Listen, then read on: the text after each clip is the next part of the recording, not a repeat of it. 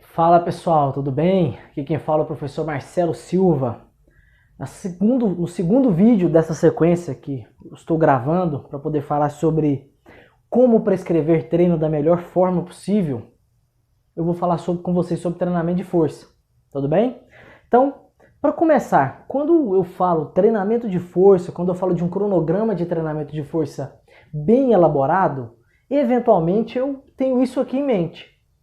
Tá? Eu tenho em mente que o seu cronograma de treino tem todas essas variáveis.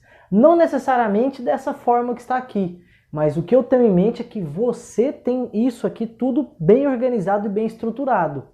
Tá? Então, vamos lá. Quando eu falo do cronograma, da organização de uma tabela, ou que o pessoal chama de ficha de treino, é isso aqui que me vem. Então, primeiro ponto, eu vou colocar dois exemplos hipotéticos aqui para vocês, para poder brincar um pouquinho com essas variáveis possíveis. Tá? Dois, é quase impossível de eu categorizar, de eu manipular todas. Tá? Não tem como. Mas vamos lá para o primeiro. O primeiro cronograma aqui, eu vou colocar com uma característica. Veja bem. Eu vou colocar com uma característica tensional um pouco maior. Tá? Por que eu disse característica ao invés de dizer que vou fazer um treino tensional? Eu disse característica pelo seguinte fato. Treino tensional e treino metabólico, eles são divididos apenas didaticamente. Tá? Eles são divididos apenas de forma didática. Não necessariamente existe um treino que promove mecanotransdução sem acúmulo de metabólito e outro que promove acúmulo de metabólito sem haver mecanotransdução ou microlesões. Então essa separação, essa categorização, ela é apenas didática. Então, do ponto de vista didático, eu vou colocar um cronograma aqui em cima, mais voltado para a área tensional. Então, vamos colocar aqui o leg press, tá? Leg 45 graus. Professor, por que você não colocou agachamento livre? Bom, porque como eu vou falar de treinamento até a falha, dificilmente você vai encontrar alguém que tem coragem de fazer o agachamento livre até a falha muscular. O leg press é um pouco mais fácil, que te dá uma certa segurança. Então, com relação ao número de séries, vamos colocar assim, ó. O indivíduo vai fazer 5 séries de leg press. Eu estou falando apenas de um exercício, eu não estou falando do que vem depois, tá? Então, eventualmente, é possível que depois dessas 5 séries ele vá fazer apenas um stiff ou nada naquele dia, tá? Então, eu estou preocupado apenas com um exercício que eu estou falando aqui. Número de repetições. Então, vamos colocar assim, ó, 2 a 4 repetições. Manter o músculo com tempo menor sob tensão. Por quê? Pelo seguinte fato. Com relação à intensidade, o que nós vamos fazer? Nós vamos fazer isso aqui, ó. Máximo. Aí você fala, mas por que você colocou máxima e não colocou logo a intensidade? Bom, nós temos duas possibilidades aqui. Eu vou fazer isso aqui, ó, para poder mostrar para vocês as duas aqui. Que ao invés de fazer 2, eu faço logo 4. Então eu tenho essa possibilidade aqui de fazer assim, ó. 2 a 4 repetições com o máximo de peso possível. Ou seja, eu coloco o maior peso para poder executar apenas 2 a 4 repetições. Ah, mas esse máximo de peso é quanto? Não sei. Pode ser 200 quilos, 250, 300, 400. Isso vai depender do equipamento, do aluno. Tá? Cadência. Eu vou colocar aqui a cadência. O indivíduo desce em 4 segundos, não faz isometria, sobe em 1 segundo, mas eventualmente, quando for chegando próximo da falha muscular, essa subida em 1 segundo, ela é impossível, porque uma das características da fadiga muscular é a violação da cadência. Próximo, pausa. Eu vou fazer nas duas situações aqui de 3 a 5 minutos de descanso. Por que 3 a 5 minutos? É o tempo necessário para a recuperação da fosfocreatina em algo próximo de 98% da mesma, visto que você, passando pela fisiologia do exercício, se lembra da predominância metabólica em um tempo sob tensão máximo tão curto. Não é só o tempo sob tensão, é o tempo sob tensão ser máximo, porque eu posso muito bem fazer 2 repetições levantando apenas esse pincel.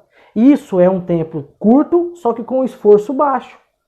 Tá? Frequência semanal. Bom, por se tratar de um treinamento com alta carga ou com alto percentual de um RM, o que eu estou fazendo? Eu estou implicando, eu estou impondo às minhas articulações e à minha estrutura osteomioarticular uma carga muito alta. Então, eventualmente, a frequência semanal vai ser menor. Minha sugestão seria para fazer apenas uma vez por semana. Tá? Apenas uma vez por semana. Vamos colocar assim, ó, 6, para poder facilitar o exemplo que eu vou colocar abaixo. Uma vez por semana apenas. Bom, beleza.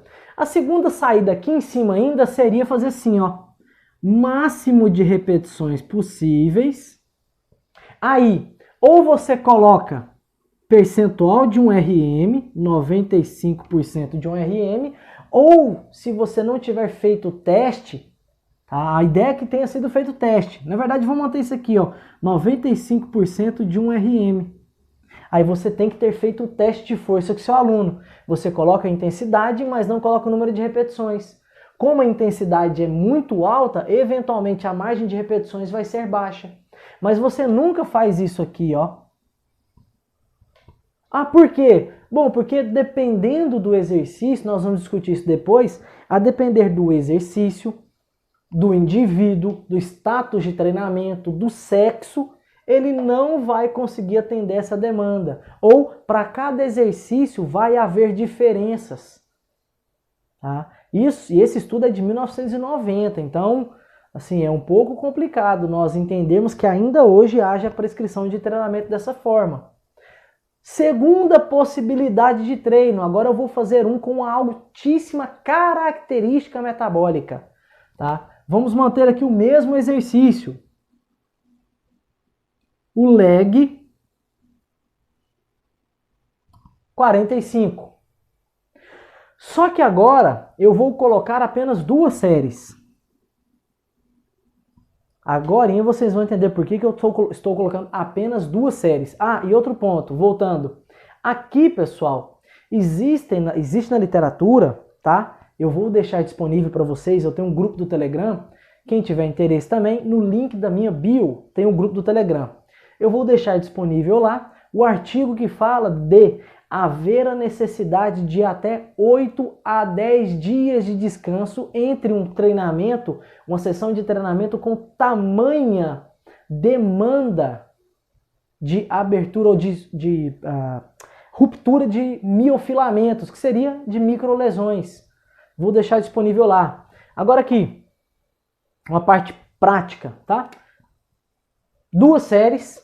Aí a primeira possibilidade, eu coloco assim, ó, de 12 a 16 repetições. Quanto de peso? Maior peso possível para essas 12 a 16 repetições. A cadência aqui eu vou deixar o mesmo tempo sob tensão, 5 segundos. Tempo sob tensão por repetição. Só que agora eu vou fazer assim, ó. Desce em 2 segundos. Não para embaixo, sobe em 3 e não para em cima. Sobe lento e desce um pouco mais rápido. Mesmo tempo sob tensão, os mesmos 5 segundos por repetição. Se eu fizesse 10 em cada um, ainda assim seria diferente. Nós podemos discutir isso depois. Pausa.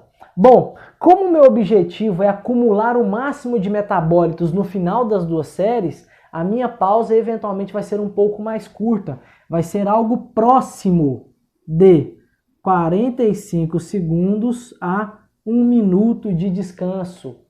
Porque se você descansa um pouco menos, a quantidade de remoção de metabólitos para a série seguinte é menor. Então, quando você soma 2 séries, 10 séries, 4 séries, com descanso menor, o acúmulo de metabólito no final da última série é superior a se você tivesse descansado mais tempo. E agora vem aqui, ó, frequência semanal. Eu vou fazer esse determinado grupo 3 vezes por semana.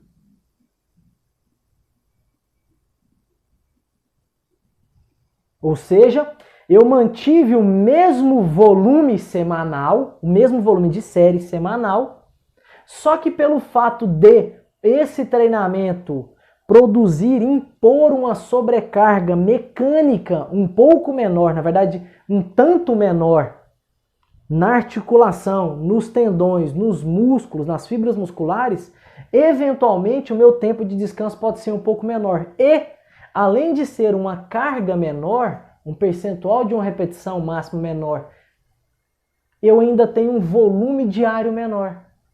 Então eu faço apenas 2 séries por dia e posso fazer aquilo 3 vezes por semana. Ou mais. Olha só, eu poderia fazer assim ainda, ó.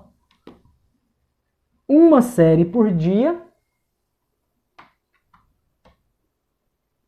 6 vezes por semana. Todo dia treinar leg press, todo dia treinar tudo, de segunda a sábado. 6 séries por semana.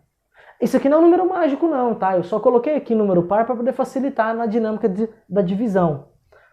E a outra possibilidade, eu colocaria assim, ó. Máximo de repetições possíveis para 40, 50% de uma repetição máxima.